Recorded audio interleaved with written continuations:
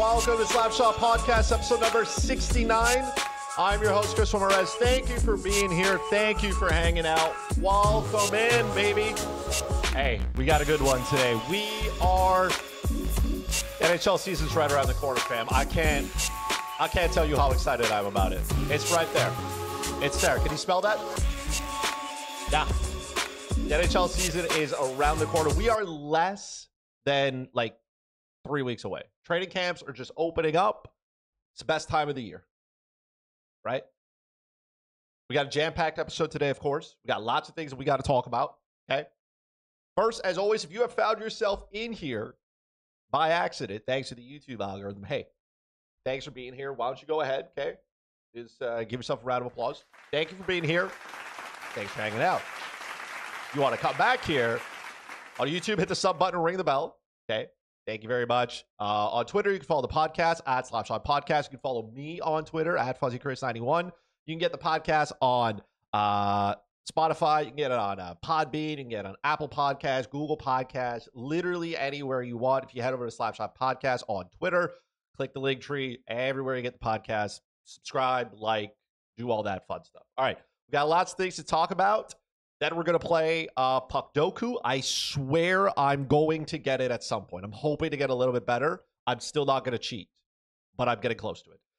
And then we are going to rank the top 12 player in fantasy hockey. Your first 12 picks, right? Depending on whatever order. I'm going to give you my top 12, okay? As always, they will be right, 100% right, not up for discussion, okay? The first picks for your team are very important, so I'm going to give you the breakdown of if you're drafting from first or 12, which player you should be going to. I know a lot of you have requested that I do some mock drafts. I am thinking of doing a live stream for it. Maybe Saturday. Maybe. Okay. Don't hold me to it. First of all, it'll probably be streamed directly on YouTube. So if you hit the sub button and ring the bell, you'll be able to watch it. We'll go through I don't know, just a bunch of mock drafts, right? I do already a ton over with Anthony Rivera, Adam Bernard over on Total Hockey Now, which you should also be watching. Comes out every Thursday. Yours truly is there. We do mock drafts there. We're up this Thursday. It's going to be mock draft number 9. So if you want that type of content, 5 p.m. Eastern, come on over, watch some mocks. I was thinking of doing, like I said, a stream. We just do I'll do as many as I can until I'm literally bored and don't want to do any. So maybe Saturday. Keep your eyes out for that. All right. We got a lot of things that to cover. Okay. Today, first of all, we're going to get some news. Okay. Some things have been happening since last time we saw it. Esa Lindell signed a 5-year, $5.25 million deal annually with the Dallas Stars. Good for him. Chris Weidman, remember him? Montreal Canadiens defenseman, has announced he is retiring. He was hurt, didn't play last season. Back injury. Played 6 seasons in the NHL. Round of applause. Everybody in the Montreal organization really liked Chris Weidman. Kind of like a team guy. So, good for him. Enjoy retirement. Antti Ranta is also retired from the NHL. He was with the Carolina Hurricanes last season. Spent a little time in the AHL as well. We were talking about the 3-head monster in Carolina. Now there's one monster less. So we'll see how that goes. James Van Riemsdyk has signed a 1-year, $900K deal with the Columbus Blue Jackets. The Blue Jackets continue to add some pieces to that team. They're rebuilding. Good for James Van Riemsdyk. Here's the big one. I don't know if you've been living under a rock, but Sidney Crosby has signed a 2-year deal worth, you're not going to believe this, $8.7 million a year. I know, right? 8.7. He wears 87. Yes. So if you're keeping count, which I know you're not, to the end of this contract, Sidney Crosby will have been made $8.7 million for 19 seasons. Think about that. For 19 years, Sidney Crosby will have been making $8.7 million. He has defeated inflation completely. I think his first deal was 8.7 back in 08-09 or somewhere there in that range. Yeah, 08-09, I think. 8.7. And today he's making $8.7 million.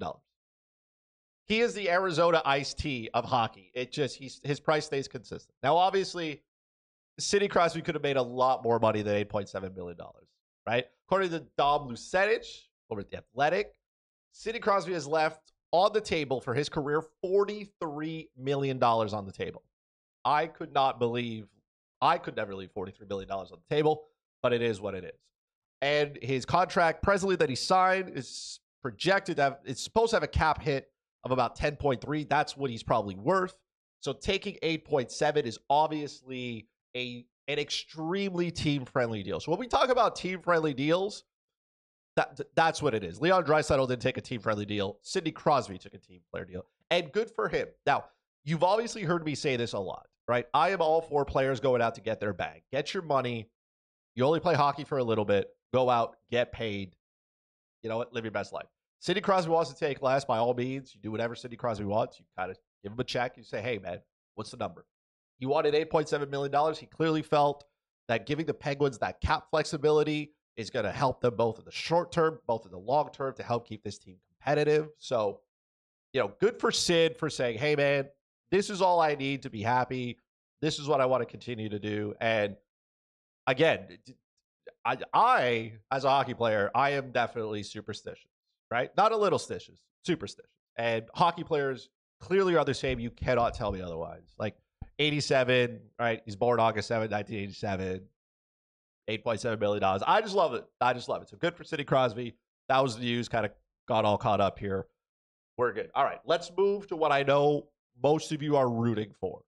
And that is for me to fail at Puckdoku. So this is the bracket. If you're new here, you have no idea what it is. Real simple. I have to guess a player. So, for example, who has played with the Buffalo Sabres and the St. Louis Blues. Right? It's not hard. Right? It's not hard, right? Well, the good news is we don't have any players for the Western Hockey League because I've realized I know nothing about junior hockey, and that's not going to change. So instead, let me see if I can. Nope. Okay, there we go. So now, real simple. We're going to get off to a rocket start here, okay? I haven't cheated. I'm thinking about cheating, but not right now. Not yet, okay? Let's start with career 100 goals, okay? Because I feel like I can get this. Let's start with St. Louis, okay? I'm going to start with Tarasenko. He's obviously scored 100 goals. Boom. Easy breezy. Not a problem here. For the Carolina Hurricanes, let's go with Eric Stahl. Very good, right? For the Anaheim Ducks, my favorite, Paul Kariya. There we go. Right off the rip. Hey, look at it. Listen, look, right here. Hey.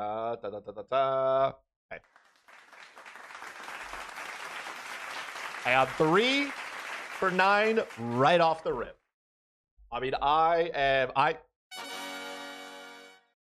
this is the best start I've ever gotten off to. Let's see if I can maintain this. Now, I got to see if I can maintain this. This is going to be a little bit more of a challenge, but I feel like I'm off to at least a really good start. So now, okay. I don't know why the first player that came to my mind is Antoine Vermette. I know he's played with the Sens. I don't feel like he's played with any other team. I'm also trying to think of guys who have been around the league a minute. You know what I mean? Like they've seen some stuff.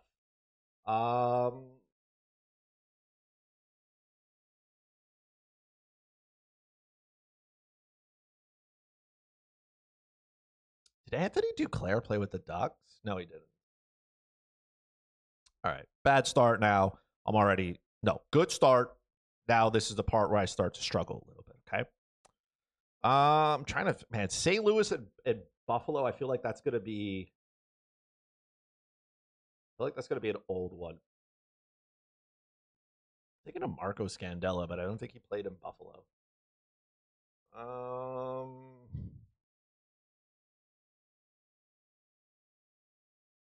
Jesper Foss play with the Sens?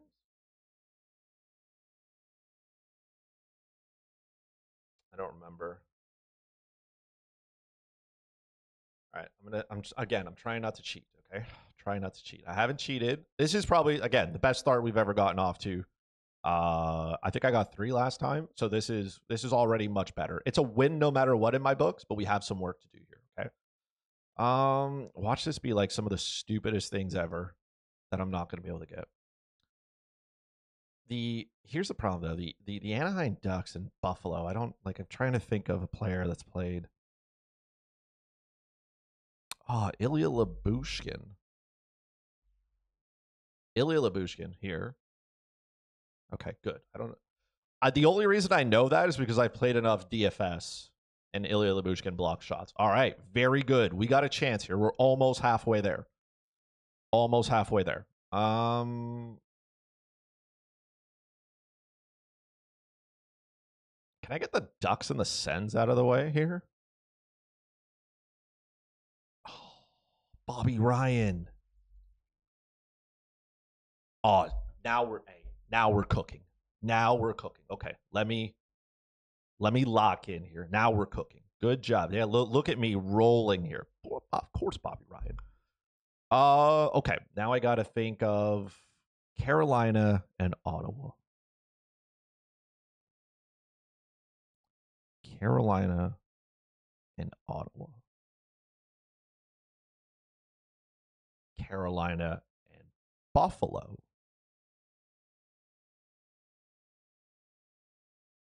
Carolina and Buffalo. Maybe we circle back there. Okay, let's St. Louis. St. Louis and Buffalo, man. I honestly can't think of a ton of players who have played in St. Louis. And my brain doesn't do a very good job of going way back. You know what I mean?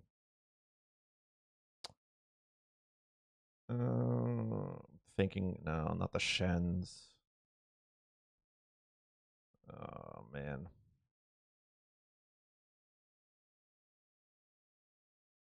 I feel like I should be able to get Carolina and Ottawa. I feel like I should be able to get. There's got to be there. They're Eastern Conference teams. A lot of movement there.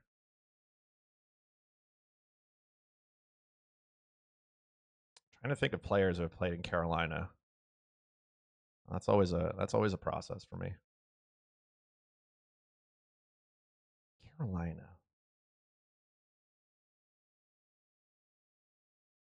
Trying to think back to their Stanley Cup winning team. I know it's been a minute, but I'm still thinking about Jesper Foss. I just don't. I don't think he played.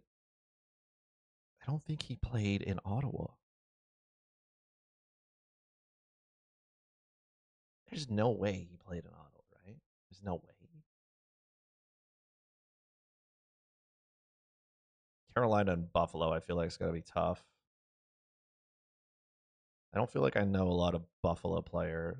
Oh, no, I do. Obviously, I do. Oh, my God. It literally hit me in the face. Jeff Skinner. Of course, Jeff Skinner. Of course. Okay. How could I forget Jeff Skinner? Oh, yeah, I know how. It's Jeff Skinner. He tormented the Montreal Canadiens. No matter where he was. Okay, now we're cooking. We got 3 left. We're 66% of the way there. Okay. Buffalo, St. Louis. I feel like some of these are going to hit me in the face like a brick. Buffalo, St. Louis. I'm trying to think here. Who would have played in Buffalo? Trying to think back to those. I feel like it'd be easier for me to think of a St. Louis player and then be like, did he also play in Buffalo? Some of these percentages are high too, which means like those are obvious ones, and I feel like those took me a minute.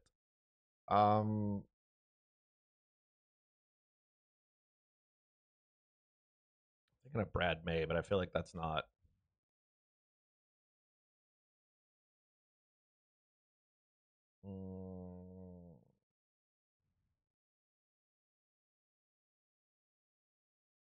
Did Ben Bishop play in St. Louis before going to Ottawa?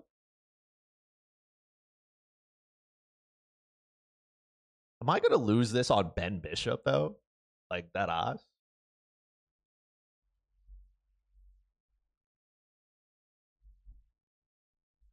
He did. Okay. Okay. Okay. Oh, I'm excited now. I'm excited. Okay. He did play in. Oh my God, Bishop played in St. Louis like a million years ago, though. Okay, maybe how about a goalie for like the Senators? I'm trying to think of a defenseman. Oh my God, I'm so close. I'm not. I'm not losing this. I'm right here. Okay, Buffalo and St. Louis. There's got it. There's got to be a player. Buffalo, St. Louis. I don't feel like Buffalo and St. Louis have made any. Right, Ryan O'Reilly.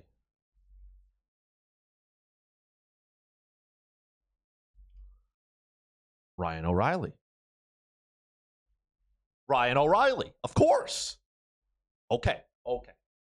We're right here. Okay. Let me lock in. Okay. Ottawa, Carolina.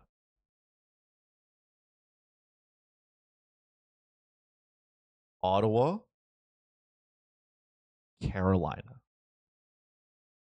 I'm not losing it on something stupid like Jesper Foss. I feel like there's some pretty high. I feel like this is a good board. I'm right there. I think I can get this. I feel like Eminem now in his song 8 Mile. Right, knees weak, arms are heavy. Vomit on his sweater already. Mom spaghetti. He's nervous, but he looks calm and ready to drop bombs. I'm going to drop the bomb right in the middle. Okay, hold on. I got to focus. Okay. Ottawa, Carolina.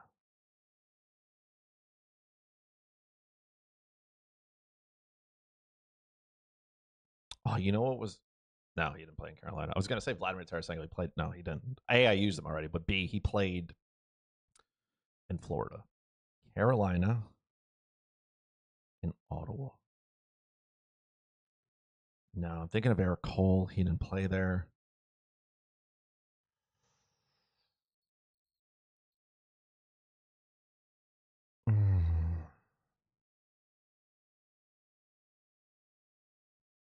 Hold on. I got time, guys. I got time, okay? If this ends up being a YouTube video, just lock in, pause, go get something to eat. Come back. I'm probably going to still be here. I'm just missing one. I'm right here. I know some of you are yelling it out. I can't hear you. Ottawa and Carolina.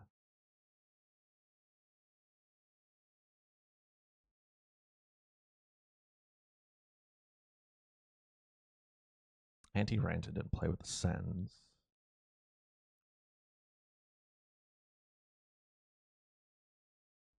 No, he didn't.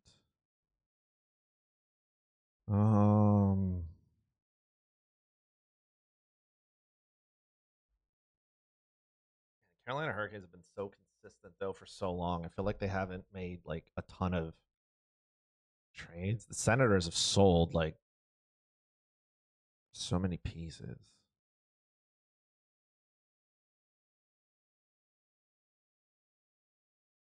I'm right there. I can feel it. I just can't get it right now. Ottawa. Ottawa. No, not Spats. No, Yashin played with the Islanders. I'm trying to think of players who have played in Ottawa. I don't. Here's the thing. Derek Brassard played for so many teams. I just don't think he's played in Carolina. But it wouldn't shock me if he did. You know what I mean?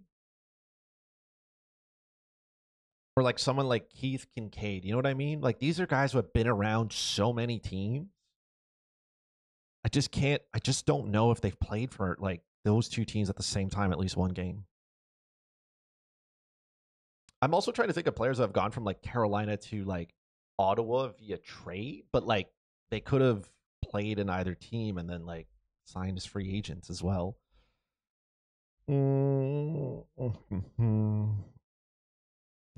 Justin Williams. No, Jordan Stahl didn't play there. Travis Hamonic comes to mind. That's not one. Oh man, I can't bail here.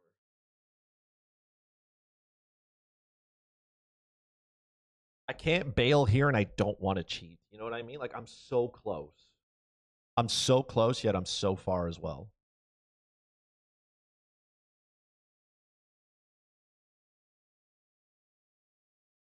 No, Mark Stahl played. No, he didn't play in Ottawa though.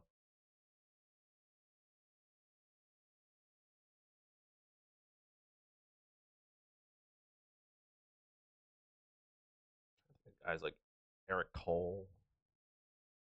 So many random players just popping up in my mind now, like Victor Mete. And he played in Ottawa and playing Carolina. Like I'm tempted to go with Derek Brassard here, but I just don't feel like he's played in Carolina.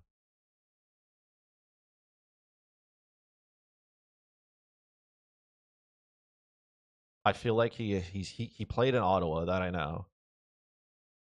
Thinking of Alexander Burrows as well, but he didn't play in Carolina.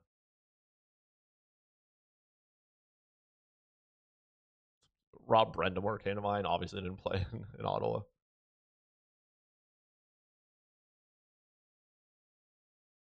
Oh my god, guys. I'm so close and I'm so far as well.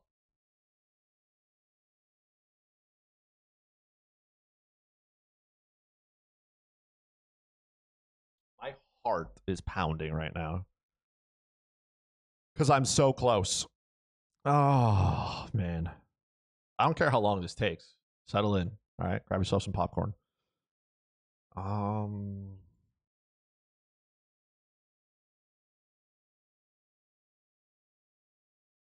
no, Wade Redden's career didn't go anywhere after Ottawa. No, Spashy's always been there. Now I'm just gonna start mumbling things to myself.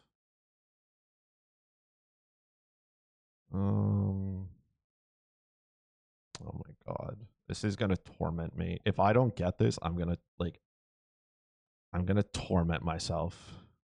I'm gonna cry probably. I've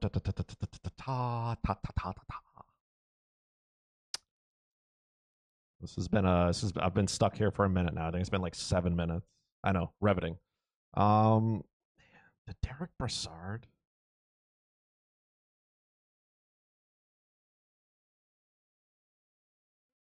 He's literally played everywhere, homie. Like I can't imagine not getting it.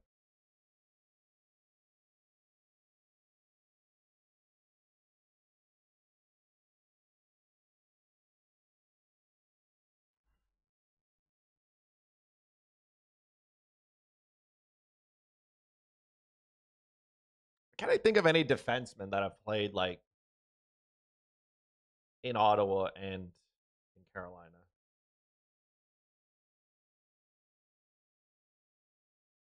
Mhm. I wish I could get this.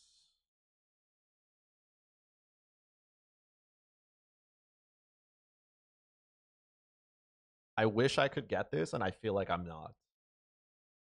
We got off to a really strong start. We slowed down a little bit. Then we got some momentum. Some bricks hit us in the face. But now, now we're in trouble. We are in trouble. Okay. Carolina, Carolina, man. I don't know why Derek Brassard keeps coming back to my head. The same thing with Jesper Fast.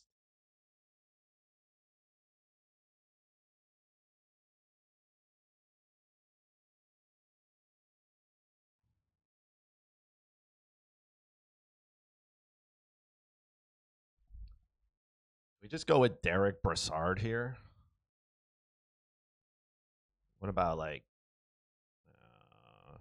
What if, I'm just now? I'm just putting. Mm,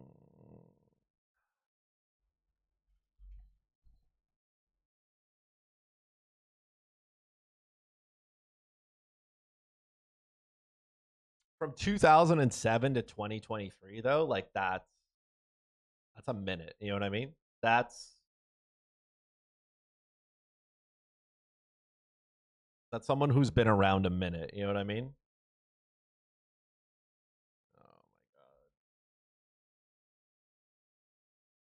I'm gonna do it. We're gonna do it.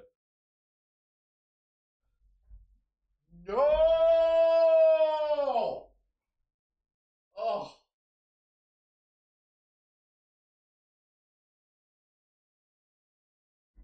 Oh my god. Oh, that is pain right there.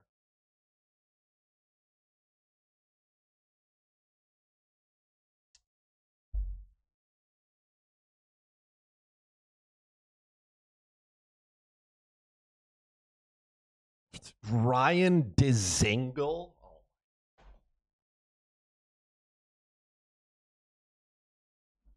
He was the most popular one. Ryan Miller was good. I had a lot of these guys on the score here. I got 8 out of 9. Ryan Dzingel at 21% is wild.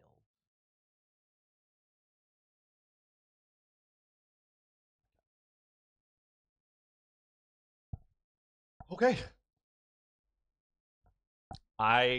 We're getting there.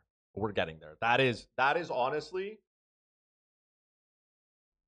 that's one of the best Puckdokus in a minute. Man, that is crushing. That is crushing. Okay, well, pain, maximum pain. Let's move on to something a little bit more fun. All right. So here you see, I have a wonderful spreadsheet here, and I have 12 names here on the right. Right? If you're trying to find out where you can follow the podcast, see YouTube, TikTok, X, Twitter, right? Go ahead. I'm going to rate them 1 to 12. If you are doing a fantasy hockey draft, your first pick is what I think this will be the order in, or in any of your drafts or whatnot. These to me are the top 12 fantasy players and how I would draft them. Again, this is my opinion. It is 100% correct, and it's not up for discussion. Okay? I don't want any hate. No hate tweets. No quote tweets. No hateful TikToks. This is correct. Okay? Now, because I wasted so much time on Puckdoku, let's go with some of the obvious choices here. Okay? Now, I understand your league settings may vary about this, so I'm going to try to keep that into consideration. Okay? I'm going to keep that. There's no consideration that Connor McDavid should be number 1. If you do not think Connor McDavid is the consensus number 1 pick in fantasy hockey, I can't help you. As a matter of fact, nobody can help you. Just move on. Try playing basketball DFS instead. Something where it's made up and nobody cares. Okay? So Connor McDavid, number 1. Number 2, Nathan McKinnon. Simple, easy, effective. Connor McDavid is 1. Nathan McKinnon is 2. Okay? We good till now? All right. Here's where we might have some differing opinions. Now, in leagues where goals, like some leagues, most leagues have goals as a premium, right? You get more points for guys who score goals, right? Take shots and all that. So I have Austin Matthews at 3. I know you can go Nikita Kucherov. Some of you are going to look at Leon Draisaitl. I get it. Austin Matthews for me. He is a threat to score. Like, he scored 69 goals last year. Nice. I can't pass that up. I can't pass it up. You know what I mean? Can't do it. Okay. Austin Matthews for me, number 3. Okay. Number 4, Leon Draisaitl. Now, there's a couple of reasons why I have Leon Draisaitl at 4. In most leagues, he will have dual position eligibility because he plays center, he plays on the wing as well. Okay? In a lot of leagues, he will have center designation, he will have left wing designation. The roster flexibility is important. It is not a deciding factor for me, but it is a nice to have. Leon Draisaitl also plays with the best player in the world on the power play, which, oh, by the way, is one of the best in the league as well. Draisaitl makes everybody better, and the Oilers, even if I don't think they're going to be a deep playoff run team for the regular season, they're going to score a ton of goals, and Jeff Skinner and Victor Arvidsson are in town. And I expect those two to help Leon Draisaitl, for the first time in a long time, is going to get some real players to play with. You know that he's going to get paired with McDavid at some point, but at least he can stand on his own now and not have to play with Evander Kane or Warren Fogle or Corey Perry. You know what I mean? Like, no offense to those guys, but they're not elite. Okay? Not elite. Okay? Next, Nikita Kucherov. Okay. Nikita Kucherov. I know that the Tampa Bay Lightning lost Steven Stamkos. Nikita Kucherov is still, like, he's just so good. Okay. He had what? Let me see here. He had 306 shots last season, 100 apples. Okay. 44 goals. Those are elite numbers. He is a legit threat for 110 plus points every year, healthy. He's good. He shoots the puck as well. 300 shots is pretty good for Nikita Kucherov. I expect the Tampa Bay Lightning to maybe not be as dominant, but I don't expect Nikita Kucherov to just fall off a planet. The four players ahead of him, Draisaitl, McKinnon, and McDavid, I think can pump upwards of 120 points. Matthews can score goals, so in leagues where that's a premium, that obviously helps. But I have Nikita Kucherov at 5. Okay? Number 6, Rantanen. Go a lot of different ways here, okay, folks? I know David Pasternak's sitting there. Give me a minute. The Colorado Avalanche have no depth. Let's just get that out there, okay? So, Mikko Rantanen, to me, he's an elite winger who can shoot the puck. A lot of people forget about him, but Mikko Rantanen is just as good because Nathan McKinnon is with him and vice versa, okay? Mikko Rantanen had, 42 goals, 62 assists, 271 shots on goals. By the way, as well, 275 face-off wins. If your league counts face-offs, Makar he won 271 face-offs, okay? Oh, sorry, no. 275 face-off wins, and yet somehow doesn't get a center designation there. Interesting. I'm not saying he's a centerman. I just think that's more than enough to get center designation. Anyways, Colorado is a dominant team at home.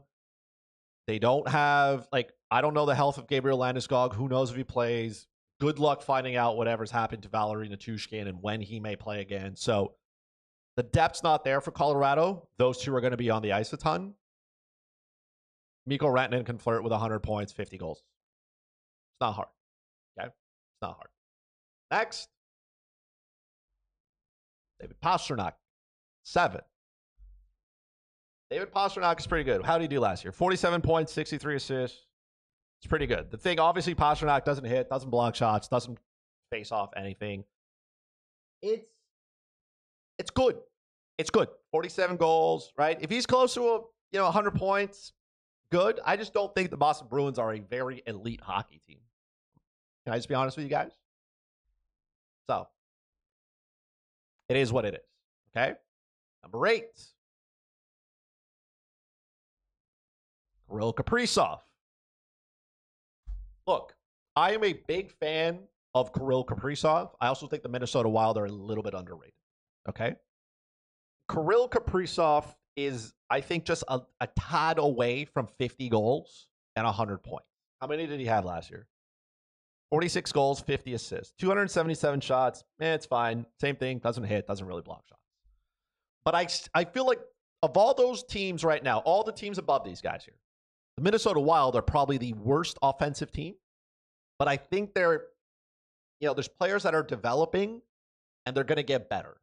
And if Kirill Kaprizov is this dominant now, imagine if guys like Joel Eriksson Ek take a step.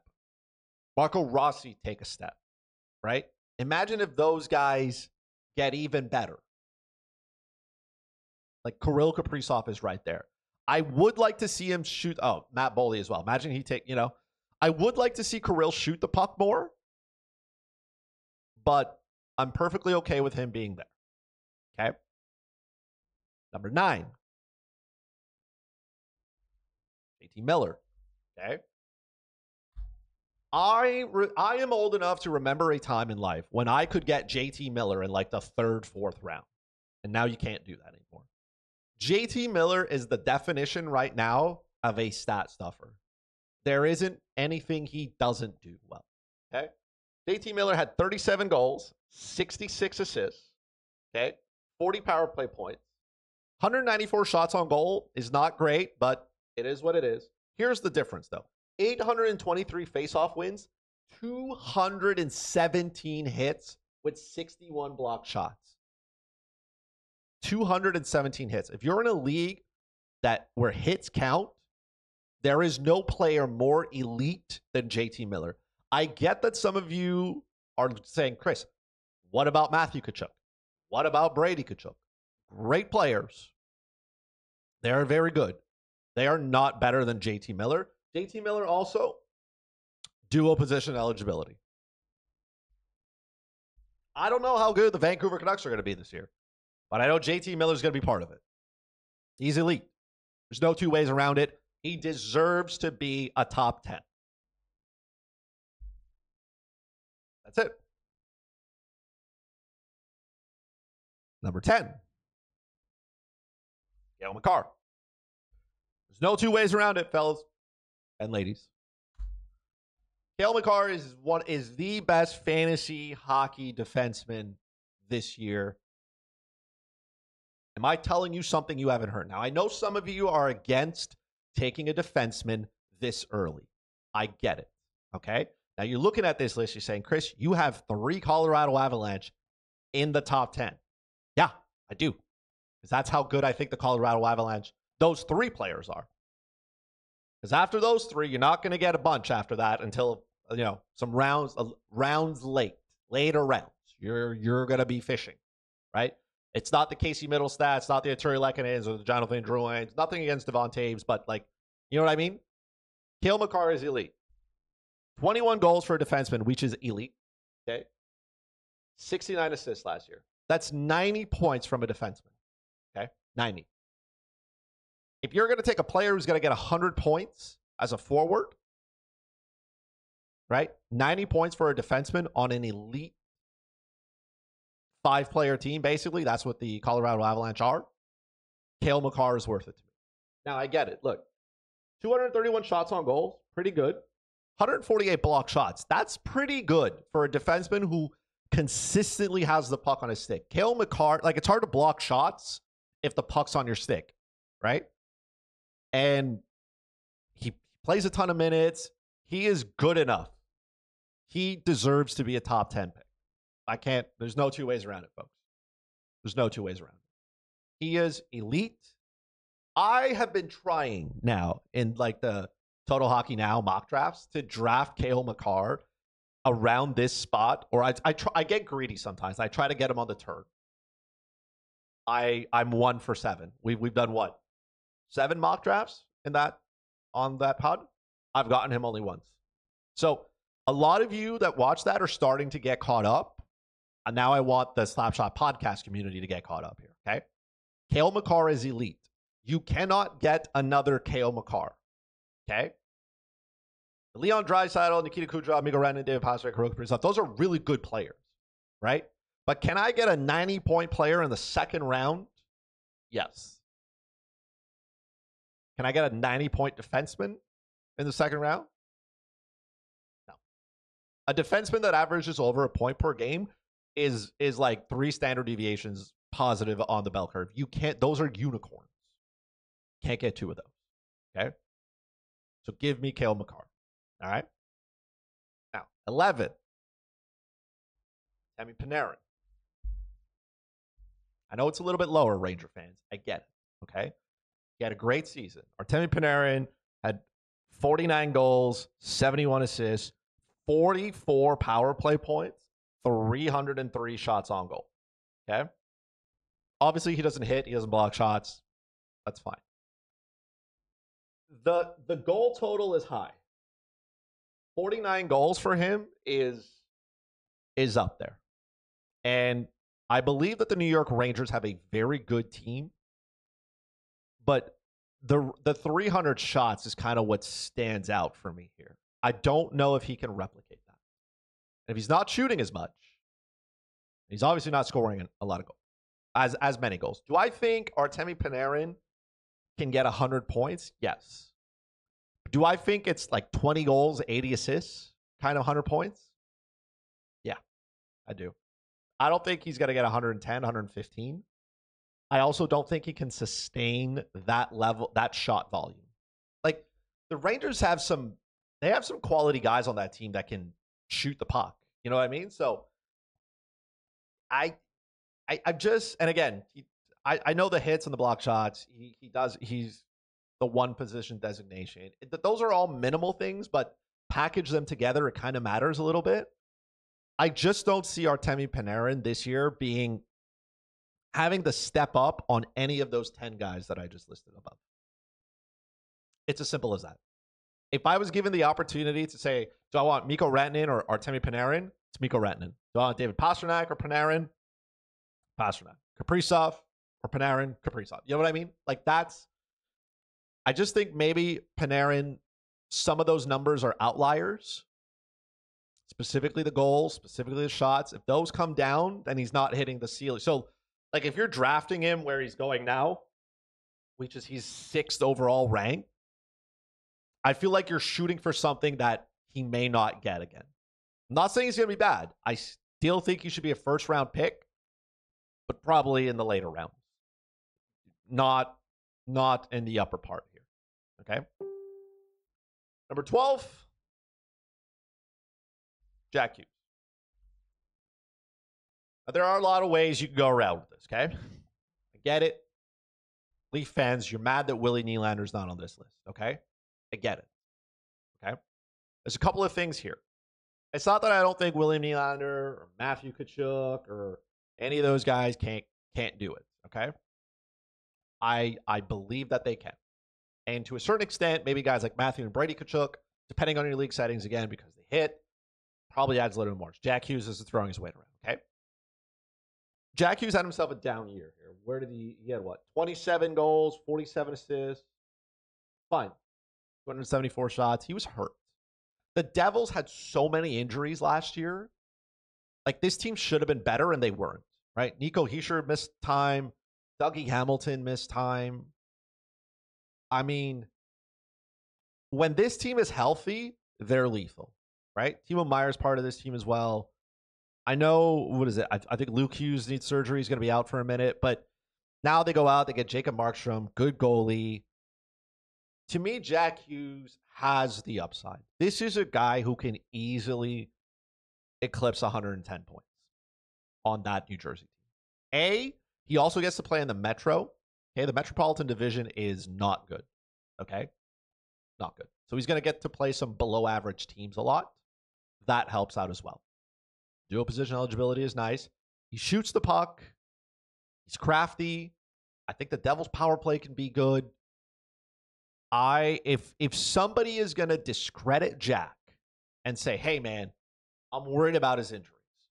Okay, that's fair. I get it. I don't think he's injury prone. I really don't. And I think there is value there in getting him at the late round pick here.